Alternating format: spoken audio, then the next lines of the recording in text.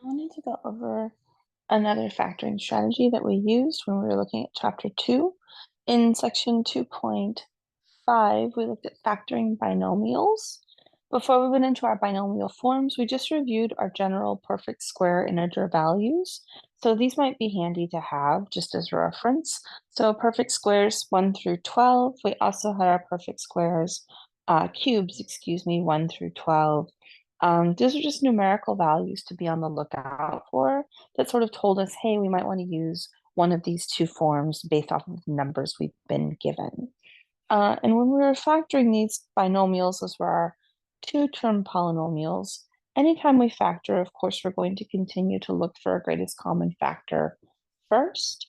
But once we've dealt with any greatest common factor, if we notice that we had two perfect square values and there was a difference or a subtraction between them, those two always factored into a conjugate pair, a plus b times a minus b.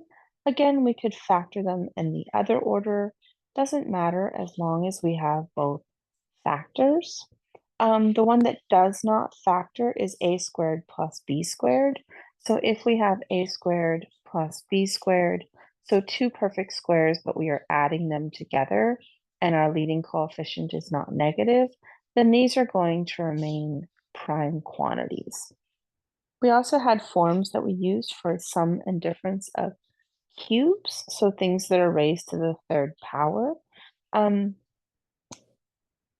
or some power that is divisible by 3, like 6, 9, 12. For those, we needed to identify what number needed to be cubed in order to get that original quantity. And then once we had those two values, we took them and we put them into one of these two forms. And the form was determined by which operation we had, either an addition or a subtraction. And again, just the thing to recognize is that we have a binomial and our terms are both perfect cubes. And again, always start by trying to factor out a greatest common factor if possible. So we went through some examples. If we had something like 4x squared minus 49, we have two terms, so that's kind of our indicator that we want to use one of our three special forms. Our variable here is being raised to the second power. That's even, it's a square. When we look at the 4 and the 49, those are also both squares. So this tells me that I'm going to be using my a squared minus b squared factorization, which always factors into a conjugate pair. To get 4x, we have to multiply 2x times 2x. To get 49, we have to multiply not 9, but 7 and 7. So those are going to be the two numbers or the two quantities that we see in our factors. So we're going to have 2x minus 7 and 2x plus 7.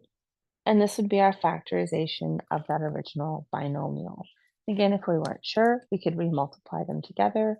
When we do, it'll give us back out the original polynomial. If we have something like this, 100x squared minus y squared, it's a binomial. There is a difference. My variables are perfect squares. These are all indicators to me that I want to use my a squared minus b squared, which factors into those conjugate pairs or a difference of squares factorization. So to get 100x, we needed to square 10x. To get y squared, we have to square y. And once we have those two values, we're going to have our conjugate pair, 10x plus y and 10x minus y. And so this would be our factorization of that original binomial. If we had x squared plus 16, we have a binomial. Our variable is raised to the second power. 16 is also a perfect square. We might think that we can factor this, but unfortunately we do have a sum. So it is an addition between those two things instead of a subtraction. Because it's a sum, it's not going to factor using integer values. So all we can say is that this is prime and then move on to another problem that we're trying to factor. If we had x to the third power plus 64, 64 is a perfect square, but when I look at my variable x to the third power, that's not a perfect square and it's not something that divides evenly by 2. So I'm not going to be using my difference of squares here. These are both perfect cube values, so things that are being raised to the third power. X to the third power, we had to take x and raise it to the third power. To get 64, we have to take 4 and raise it to the third power. And so because there's an addition here, we're going to use our form for the a cubed plus b cubed. And that form tells us to start by first adding those two values together, x plus 4. Then it wants us to square the first value. X to the second power will just look like x to the second power. Then we have to multiply our two values together, and we're going to be subtracting here. So 4 times x will just be 4x. And then we'll end with 4 to the second power, which is 16. As we said in class today, that second polynomial that we get, that trinomial, is always going to be prime for us. So we're not going to be able to factor any further. So this would be our answer to this particular problem. If we had something like 8x to the third minus 125. 8 and 125 are not perfect squares. They are perfect cubes, and our variable is also a perfect cube. So that means we're going to use one of our two cubic forms. We're going to use the one for the difference because there is a subtraction between those two things. To get 8x to the third, we have to take the value 2x and raise it to the third power. To get 125, we have to take 5 and raise it to the third power. So these are the two values that we're going to use in our special form. Remember, again, we're not going to worry about signage because the signage has already been taken care of with the form that we've been given. So it says first to take these two quantities and subtract them. So we're going to have 2x minus 5. Then we're supposed to take our first value and square it. 2x times 2x should give us 4x squared. Then we're going to have an addition. It wants us to multiply these two values together according to our special form. 2x times 5 gives us 10x. And then 5 times 5 is the last one. That'll give us 25. And so this would be our factorization of that particular binomial. If we have this, 64x to the third plus 27. Again, we have a binomial. When we look at the numbers, they're both perfect cubes, and the x is also a perfect cube, all indicators that we should use our sum of cubes form. And so to get 64, we needed 4x. To get 27, we need a 3. That's what we raised to the third power to get those original values. Our form tells us to find our values and add them first. So we're going to have 4x plus 3. We have to square that first quantity. 4x times 4x should give us 16x squared. Then we're supposed to have a subtraction. We need to multiply the 4x and the 3 now, which would give us 12x. And then lastly, we're going to square that second quantity. 3 squared is going to give us 9. And so this would be our factorization for that original polynomial.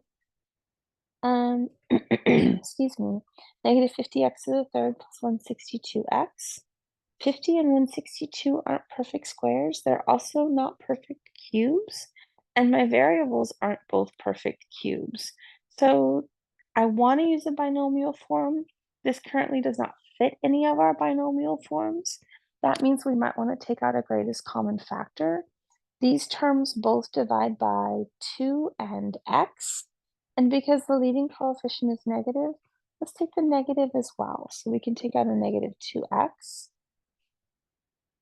And when we do, we're left with 25x squared. This 162x becomes negative 81. And now that we have this, what's showing up for us for the binomial is a difference of squares.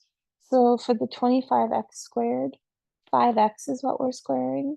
To get 81, we're using the value 9. And so for our factorization, we'll continue to have our greatest common factor, negative 2x.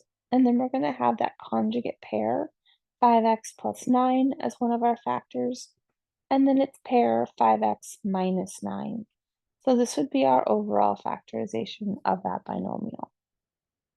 If we have x squared plus 121, again, we have perfect squares, but there is an addition between the two of them. The ones that have addition between the two of them do not factor. So we're going to go ahead and call this one prime. Um,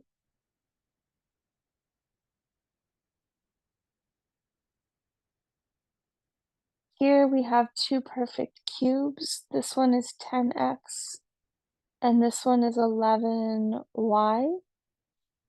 There's a difference, so we'll use that difference of cubes form, which says first subtract the two quantities, so 10x minus 11y. Then we're supposed to square this value. 10x times 10x should give us 100x squared, plus we need to multiply these two things together now. 10 times 11 gives us 110, and then we'll have that xy. And then lastly, we'll square that 11y. 11y times 11y will give us 121y squared. And so this would be our factorization here. We also talked about being careful when we're factoring. If we have a factor, not one of these, but a binomial that's to a second degree, we should see if we can use our difference of squares to factor it further. So here we have x to the fourth minus 16. These are both perfect squares. To get x to the fourth, we're taking x squared and raising it to the second power. To get 16, we're taking 4 and raising it to the second power. So based off of our form, we should be able to have a factor that's the sum of these two things and the difference of these two things. So we would have x squared minus 4 and also x squared plus 4. This one is addition, so it is prime. It won't factor any further. But this one is subtraction, and we have again two perfect square values. So we should be able to keep going. So we have x and 2. So we're going to split that apart into x plus 2, x minus 2, and x squared plus 4. And so this would be our overall factorization for that particular polynomial. Here on this one, we have a four-term polynomial. Anytime we see a four-term polynomial, we should try to factor by grouping. These two terms have an x to the second power in common, so we'll factor that out. So we'll have x squared. That'll leave us with 2x plus 3.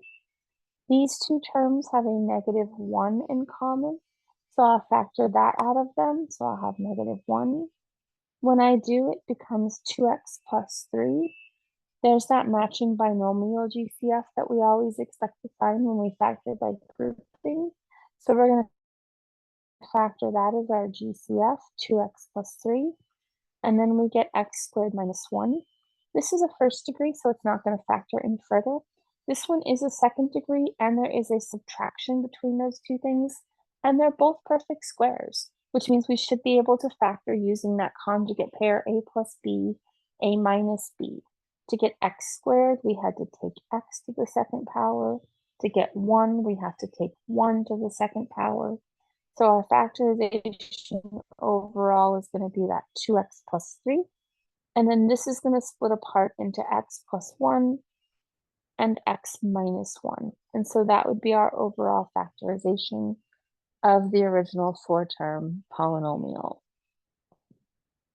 If we have something like this, again, a four-term polynomial, we will try to factor by grouping.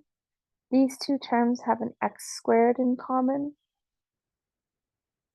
So we'll pull that. When we do, we get x minus 3. These two terms both divide by 4. Our leading coefficient, that's acting like a leading coefficient at least, is negative 4. So we're going to take out a negative this time from those two values. So we'll have minus 4 here. Negative 4x divided by negative 4 gives me positive 4. 12 and negative 4 gives us negative 3. There's those matching binomial factors like we expected to see. So we have x minus 3 and x squared minus 4. This is linear, so it will not factor any further, or it's a first degree, so it won't factor any further. This one's a second degree, though, which means we should be able to factor it further. To get x squared, we need x times x. To get 4, we need 2 times 2. So we're going to use those two values in our conjugate pair. We had an x minus 3 from this original factor. This is splitting, the next one into two separate factors, so x plus 2 and x minus 2. And then that would be as far as we could go with that particular factorization. So I hope that makes sense when we're talking about factoring binomials. Please let me know if you have any other questions.